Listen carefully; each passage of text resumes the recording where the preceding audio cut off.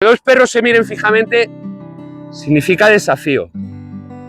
¿Qué sucede? Cuando nosotros trabajamos esto, evidentemente, tenemos que buscar la mejor forma de solucionar las situaciones. Bien, en muchos casos lo ideal, vosotros que conocéis mejor que nadie a vuestros perros, que deberíais de conocerles mejor, observarles más cuáles son sus gestos, cuál es su comportamiento ante las distintas situaciones, dentro y fuera de casa, ¿vale? Porque sobre todo vais a aprender a anticipar el comportamiento de vuestros perros, porque aquí viene una parte importante del trabajo, y es que yo puedo adelantarme, anticiparme a una reacción o a un comportamiento no adecuado de mi perro si le conozco bien de verdad. Porque una buena forma de trabajar ese tipo de reacciones impulsivas es buscando la anticipación. Ya sé que mi perro está en tensión porque tiene otro perro delante. Si yo en ese momento que mi perro todavía es capaz de escucharme, puedo hacerle focalizar en otra cosa. Ahora, ¿yo qué haría? Con el mismo juguete o con comida, que son herramientas de trabajo y que al principio son fundamentales, que luego con el tiempo podremos ir retirando, yo le diría, mira mi chica, y focalizaría en otra cosa. En el momento que rompo el contacto visual con el perro, con el otro perro, tengo unos segundos para reclamar la atención de mi perro y le puedo llevar a otra emoción. Ahora mismo ahí hay un momento de tensión. Si yo a ella la llevo a otro estado emocional, que es una emoción positiva, siendo como es consciente de que hay otra perra aquí, al final conseguiré con el tiempo, mucho trabajo, conseguiré que ella asocie a un estado emocional positivo el hecho de ver a otros perros. Ahí es donde viene el trabajo psicológico. Y no en el de si le voy a parar, si voy a tirar, si le tengo que redirigir con correa, porque ese es otro de los grandes problemas que tenéis con vuestros chicos, no aprendéis a comunicaros con ellos. Os acostumbráis a que tirando así o así de la correa le llevo, o le consigo parar. Pero una de las cosas que yo observaba antes es que no os comunicáis con ellos. Verbalmente no os comunicáis, y os voy a decir más, tanto que se habla a día de hoy, por suerte menos que antes, pero se sigue hablando mucho de la obediencia, del adiestramiento. En adiestramiento hay algo fundamental, ¿vale? Y es que el perro al finalizar el trabajo sea capaz de seguir los comandos de voz. Aunque yo empiece trabajando con mi perro con gestos también, acompañado de los comandos de voz, mi perro el día de mañana, sin mirarme, tiene que ser capaz de obedecer a una orden de sentado. Sin mirarme, ¿por qué? Porque va a atender a mi voz. Y eso es lo que dejáis de emplear con vuestros perros, la comunicación verbal. Y os acostumbráis a que vais caminando por la calle y cuando queréis cambiar de dirección, con dar un tironcito de correa, el perro al final os sigue. ¿Y por qué no le decís, vamos mi chico, aquí? Algo así. Y dejáis de luchar con las correas, porque además generáis tensión cada vez que tiráis de la correa, por leve que sea el tirón, o por poco que dure esa tensión de correa, generáis tensión en el perro. ¿Y qué pasa? Que muchas veces cuando redirigimos a nuestro perro con la correa no es porque vayamos a cambiar de dirección, simplemente, sino porque cambiamos de dirección porque hay otro perro allí. O hay una moto, o hay una bici, hay una motivación negativa para mi perro. Y al final asocia a mi perro que el tirón de correa es porque allí hay otro perro. Y yo siento tensión, siento estrés cada vez que tiran de mi correa y eso me hace pensar que es que aquello el perro es malo. Lo asocian. Este estrés al ver a un perro.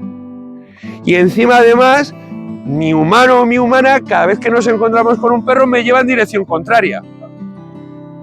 Es decir, está confirmando en mi pensamiento la idea de que es que ese perro, o los perros en general, son malos.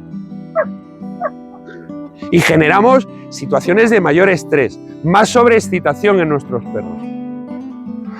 Vale, para trabajar esto hay una forma sencilla. Y como os digo, esto es un trabajo más psicológico, emocional que físico. ¿Qué quiere decir? Que necesita tiempo. Esto no se trabaja en 2 o 3 semanas. ¿vale? Porque necesito romper el esquema mental. El perro es un animal de costumbre, genera un esquema mental de su vida rutinaria, de su día a día. Y yo necesito romper ese esquema mental. Necesito romper esos pensamientos, esas ideas, esos hábitos, para generar unos nuevos. Y esto no se va a hacer en cuestión de 2 o 3 semanas. Son meses de trabajo. Depende mucho de qué edad tenga mi perro y desde cuándo tenga esos comportamientos. Es decir, de cuánto hábito ha generado. Normalmente cuando yo tengo un perro que por la circunstancia que sea, por el motivo que sea, es o expresa un comportamiento conflictivo ante una situación determinada, bien sean perros, motos, coches, patinetes o el motivo X, lo último que voy a hacer es tirar de él hacia atrás, porque ya estoy generando más tensión en la correa, es decir, más tensión en su arnés o su collar. Le estoy llevando a niveles de estrés mucho mayores. Sí le voy a parar. Y además, como os he explicado hace un rato a alguno, le voy a parar por él, pero principalmente por mí. Porque aquí viene otro de los problemas, el humano. ¿Cuánto gestiona el humano sus emociones? Porque normalmente cuando nos encontramos en esas situaciones, ¿qué suele suceder? Que según veo que mi perro se va a lanzar o va a estallar o va a tener una reacción impulsiva, el humano, ¿qué suele hacer? ¡Pum! Tirón hacia atrás. Es decir, un momento de tensión mayor en el perro, más estrés, que va a asociar a lo que tiene delante. Entonces, en ese momento es preferible contener al perro, respirar hondo y entonces tener claro cómo voy a actuar. En esos casos, si yo no he sido capaz de anticiparme a esa acción, focalizando la atención de mi perro en otra cosa, en esos momentos lo que voy a hacer es contenerle. Voy a respirar hondo y entonces voy a actuar en consecuencia. ¿Cómo debo de sacar a mi perro de esas situaciones? De forma lateral. Niña, imaginaros que ellas dos ya han entrado en conflicto, ¿vale? Entonces la forma más lógica es, sin brusquedades, lateralmente, retirar a mi perro. Y hay gente que me dice, ya, profe, pero es que en esas circunstancias no hay manera. Mi perro entra en tal bloqueo que no tengo forma de sacarle de ahí. Bien, vale, de mi niña. Normalmente eso suele suceder con lo que os voy a explicar ahora, cuando el perro se resiste a salir de ahí, ¿vale? Que entra en ese estado en el que se resiste a que le retiremos incluso, ¿vale? Para eso yo me voy a situar lateralmente a mi perro, a esta altura aproximadamente. ¿Por qué? Porque voy a hacer lo mismo con la correa. Sin ser brusco, voy a forzarla a desplazarse lateralmente. Como mi perro en este caso se resiste, yo me voy a ayudar de mi pierna para obligarle a girar el cuerpo, para que rote sobre mi pierna. Ya he conseguido romper el contacto visual entre mi perro y el otro perro. Bien, en el momento que rompo el... Dime. No, porque me he acercado yo al perro. En este caso sí, porque le da miedo acercarse a mí. No, pero ¿vale? prefiero que en el momento en que están en pleno ataque, que y yo tengo a mi perro ahí, yo me acerco al perro, yo no tiro del perro hacia atrás. Vale. Tenemos una correa maravillosa que podemos coger un poquito más en corto y entonces yo me acerco al perro y yo me sitúo lateralmente. Y entonces en ese momento le hago rotar sobre mi pierna. Vale, en el momento que rompo el contacto visual entre los dos perros, yo ahí tengo unos segundos, tengo una ventanita muy pequeña de unos segundos para captar la atención de mi perro. Porque lo que más tensión genera en ese momento es el cruce de mirada. De hecho, observar a vuestros perros que muchas veces cuando estamos en un parque y hay más perros y algún perro le llama la atención, están quietos esperando a ver si el otro perro les mira. Y ahí es donde saltan chispas. Vale, pues si yo rompo ese contacto visual entre los dos perros, tengo una ventanita de unos segundos para que mi perro focalice la atención en otra cosa.